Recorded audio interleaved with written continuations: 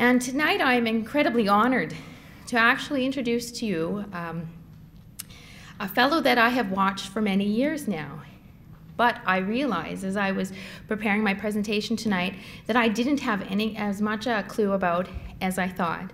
I've watched him for about the last 15 years working with him, but I didn't realize his whole life. Grand Chief Ed John has been an incredible advocate and a hard worker and has dedicated his entire life and all his work to the change for Indigenous people across Canada, through BC and across Canada. And I had no idea the kind of things that he had been involved with, and so I'm really excited to share that with you tonight, and also to look at my friend and to acknowledge this great work, and I'm glad that I get to share him with you because I think he is a top speaker. The first thing I will share is that Grand Chief John's real name is Tl'azt'en. This name is a hereditary chief's name that comes from way before the time of the European colonization. This is probably thousands of years old and comes down long lines that he should receive this name, and probably a great reason he is who he is today. Grand Chief Ed John is a prominent First Nations political leader in Canada. Chief John is from the Carrier village of Tl'azt'en, 16 kilometers from Fort St. James, BC. Grand Chief Ed John earned his law degree from UBC in 1979. He had a solo practice for 12 years. During this time, he served as elected councillor of Tl'azt'en Nation for 16 years and also as an elected chief. Grand Chief became chief of the Carrier-Sakani Tribal Council and later would become their chief treaty negotiator. For his service, he was awarded the title Grand Chief of Tl'azt'en Nation. Chief John is a fluent speaker of Carrier and was the founding president of the Yinka Dene Language Institute. He also played a prominent role in the creation of the University of Northern British Columbia. In 2004, he was awarded an honorary Doctor of Law degree from the University of Northern British Columbia. Chief John was the First Nations representative in the First Ministers' Conference on Aboriginal Constitutional Rights from 1983 to 1987. In 1991, he helped create the First Nations Summit, the organization representing the BC First Nations involved in the treaty negotiations in Canada and British Columbia. He has served on the Summit Task Force since 1993, continuously being elected. In 2000, Chief John was appointed as the Provincial Cabinet Minister of Children and Families until the change of government. Chief John also plays a prominent role in the nation level at the Assembly of First Nations. In October 2006, he represented the Assembly of First Nations at the second Indigenous Peoples Summit of the Americas in Buenos Aires. In January 2011, he began a 3-year term as the North American representative to the United Nations Permanent Forum on Indigenous Peoples, of which in May 2012 he would become the chair. In 2012, Grand Chief John received a National Aboriginal Achievement Award in the area of politics and an honorary degree of laws from the University of Victoria. This is just a few that I should mention amongst many things that our Grand Chief has done, and I'm very excited to welcome him tonight. Grand Chief.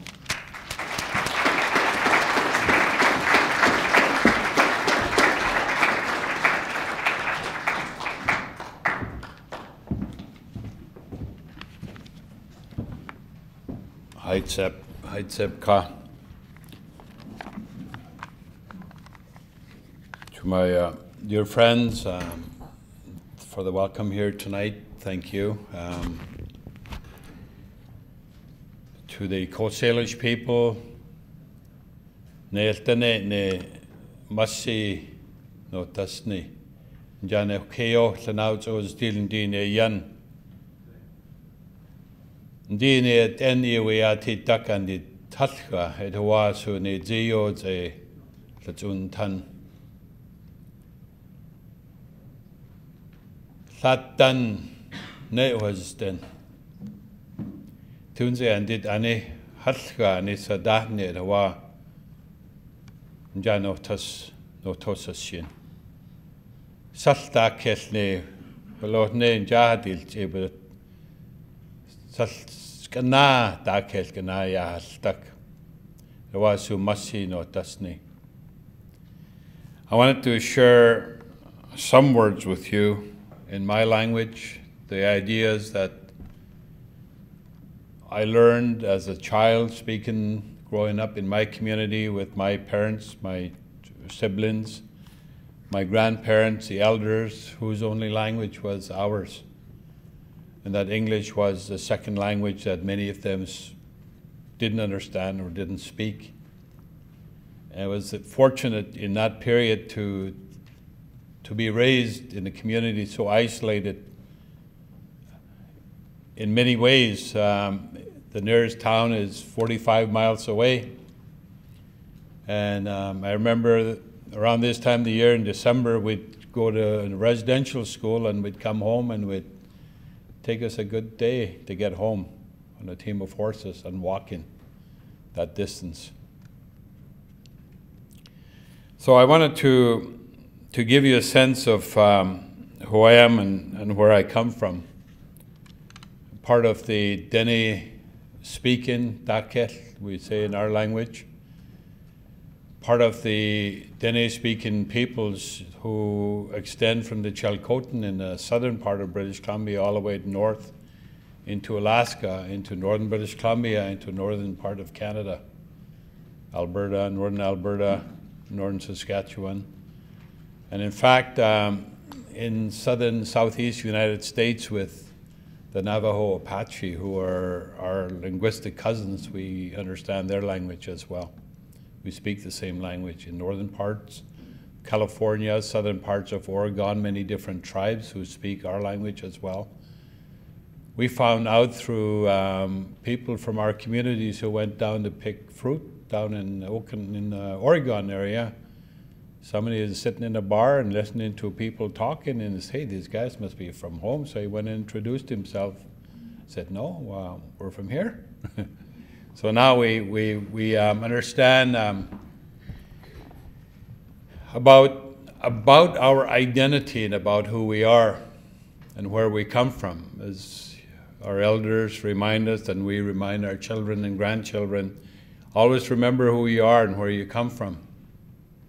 It's a lot difficult nowadays because English is becoming such a dominant language.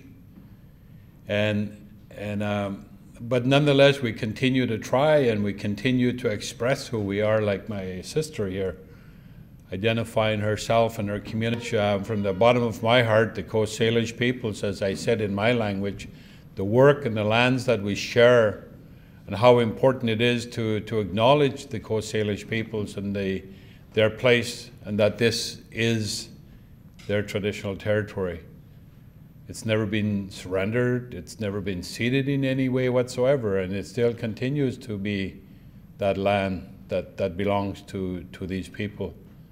And we recognize and sort that out as between ourselves, because we know the challenges in front of us are always problematic.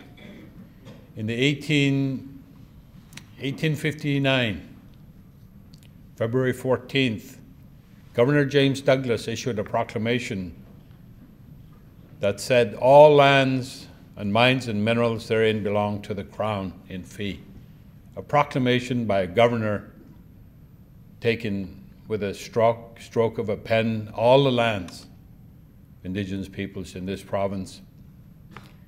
Because in the year before, this province became a colony. Later on in 1871, it would become a province. In 1846, of course, we look at history that 1846 was the date of the assertion of Crown sovereignty. The sovereignty of Indigenous peoples did not vanish at all. And the Supreme Court of Canada in the Haida decision said that treaties, and we've seen many across this country and many across the United States, serve to reconcile pre-existing Aboriginal sovereignty with assumed Crown sovereignty. So the debate and the discussion around consultation and consent is an important one. It depends where you start. If you start from the assumption and the presumption from the Crown perspective that they own all of the lands and the resources, lock, stock, and barrel, then their assumption is that the best we can expect is some degree of consultation. But if, as you come from the foundation that Indigenous peoples, Aboriginal peoples, are the first owners and continue to have that relationship to their land, then you look at the concept of consent. And the relationship between the Crown governments and Indigenous governments is one of relationship, agreement, and consent. It's not domination, subjugation. But what's happened, curiously, throughout the history of this country, in the 2012, we saw the 250th anniversary of the Royal Proclamation of 1763. And it said in there that the Indian nations with whom we are connected should not be molested or disturbed in the occupation of their lands. And based on that, there were agreements made with tribes in the US, tribes in Canada, Indigenous peoples, and those agreements, some of them were never written down, some of them are written, predate Confederation. And that foundation became the foundation of a relationship. And when Canada became a country in 1867, a division of powers, we see a division of powers between the central government, the federal government, with provincial governments. That lands and resources became within the jurisdiction of the provinces. Indians came federal jurisdiction. And you often wonder why it was the case, and there's a number of explanations, one of which, well, you could not trust the provincial governments. Secondly, that it was only the national government who could deal with the Indian nations and make treaties. And in 1876, the Indian Act was put into place, the first piece of legislation. There was other legislation prior to that. But in 1876, under Section 9124 of the Constitution Act of 1867, the federal government had the responsibility or the jurisdictional authority to deal with Indians and lands reserved for Indians. But what happened was that that head of power, that head of authority, was exercised in a way to subjugate Indian people. So from that very early on, that period, we saw that Indigenous peoples were denied the right to access lands, their own lands, denied to access and franchise, or the franchise, the ability to vote, the ability to hold lands. And in the 1880s, even the very foundation and the very roots of who we are as Indigenous peoples in the West Coast here, our potlatches were outlawed and our people ended up in jail. So that name, MacKay, that was read out, is part of the traditional system. And we were not allowed to gather or to talk or to meet to discuss these things. And in 1927, the governments went even further. They outlawed, they made it illegal for us to retain legal counsel, lawyers, to talk about land rights. And that existed until the mid-1950s. So there was a tremendous amount. I mean, you throw that in, you throw into the mix this whole notion of Indian residential schools. I was absolutely amazed and, completely overjoyed to see the numbers of people who came out here in the fall when we had that reconciliation walk. Because we really didn't know that people in this province even cared or even understood this.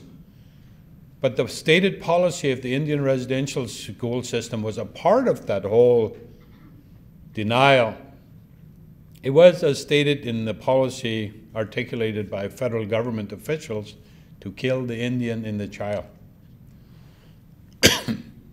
What that meant was that you take the child away from the family, the community, disconnect from family, disconnect from culture, disconnect from language, and recast that child into something closer to European.